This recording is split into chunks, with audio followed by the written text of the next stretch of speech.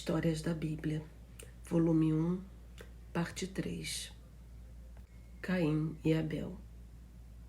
Adão e Eva tiveram um filho e lhe deram o nome de Caim. Sua mãe agradeceu a Deus, dizendo: adquiri um homem com o auxílio de Javé. Javé é o nome pelo qual os antigos hebreus invocavam a Deus. Significa o Senhor. Eles tiveram também outro filho que chamaram de Abel. Estes dois eram muito diferentes de temperamento. Por isso, gostavam de trabalho diverso. Caim começou a trabalhar no campo e tornou-se agricultor. Abel, porém, foi pastor de ovelhas, formando os primeiros rebanhos. Enquanto Abel estava sempre alegre e bem disposto, Caim, ao contrário, vivia irritado com tudo e com todos. Na ocasião da colheita, Caim ofereceu um sacrifício a Deus com os produtos da terra. Abel, por seu lado, ofereceu ao Senhor a melhor ovelha de seu rebanho. Caim notou que a oferenda de seu irmão agradou mais ao Criador. Não compreendeu que isso acontecia porque dentro de seu coração não havia bondade. A consciência e a voz de Deus avisaram-no de que os frutos da terra que oferecia nada significavam. Para terem valor, seria preciso que fossem acompanhados de amor. Em vez de melhorar seu comportamento, Caim tornou-se ainda mais carrancudo. Sua inveja cresceu a tal ponto que resolveu atrair o irmão a uma cilada. Convidou-o a sair a passeio pelo campo. Assim que ficaram sozinhos, Caim saltou sobre Abel e matou-o com violentos golpes. Ao voltar para casa sozinho, certo de que ninguém sabia o que fizera, ouviu a voz do Criador perguntando: onde está o teu irmão Abel? Impaciente, Caim respondeu, procurando fingir que ignorava o que se passava. Não sei, sou acaso o guarda de meu irmão? Então Deus amaldiçoou pelo crime que havia cometido. Que fizeste? O sangue de teu irmão clama no solo até mim, e agora sejas maldito sobre a terra. Para que ninguém vingasse Abel, Deus marcou Caim com um sinal. Dia e noite ele sentia vergonha e horror pelo crime que cometera.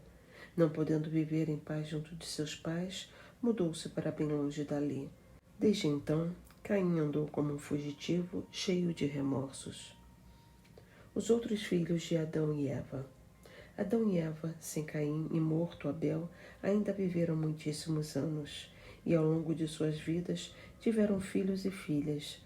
Um deles, chamado Sete, parecia-se muito com Abel, o que os consolava de sua perda, e a humanidade foi se espalhando pela terra.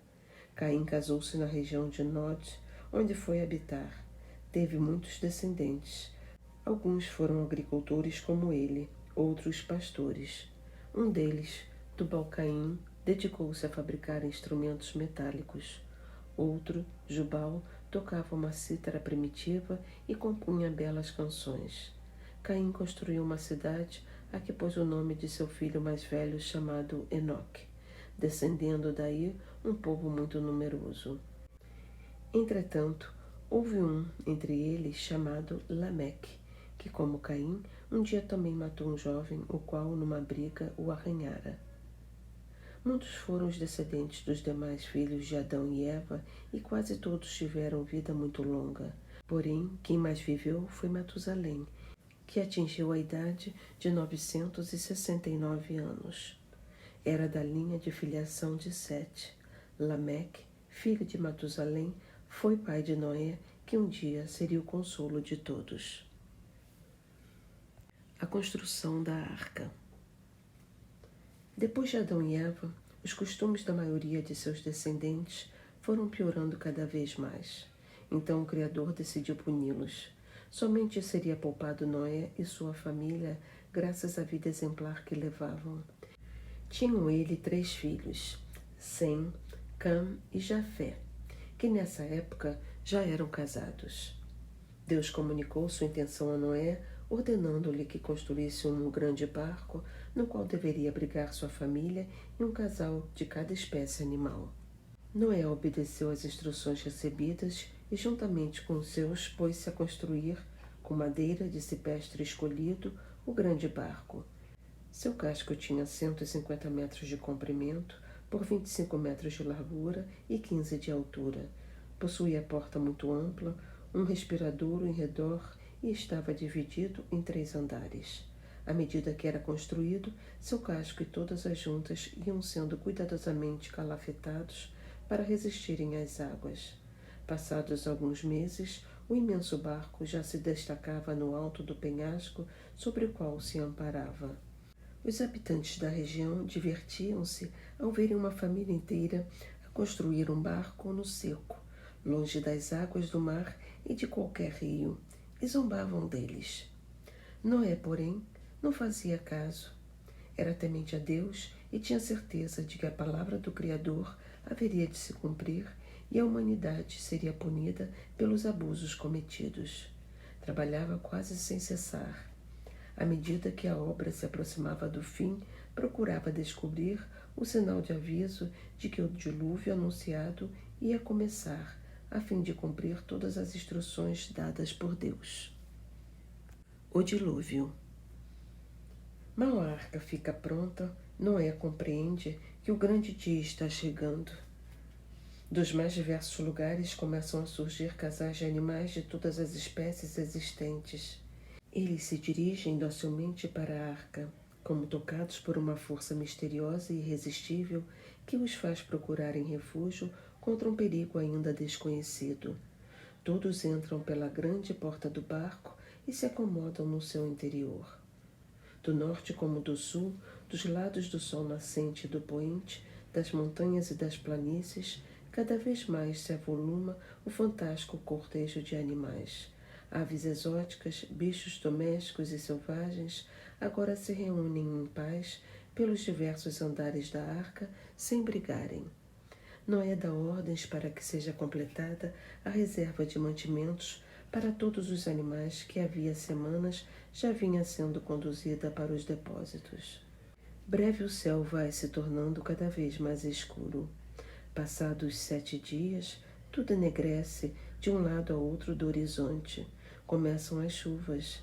Durante a madrugada, Noé, sua mulher, os filhos Sem, Cã e Jafé, também com as esposas, entram na arca. Durante 40 dias e 40 noites, cai sobre a terra um temporal como jamais acontecera antes. Os rios transbordam cobrindo imensas planícies. Homens e animais, em toda parte, procuram abrigar-se nos montes mais elevados, mas o nível das águas sobe sem parar. Chega um momento em que a arca é atingida no alto do penhasco em que foi construída e começa a flutuar. Lá fora, ninguém escapa das ondas revoltas.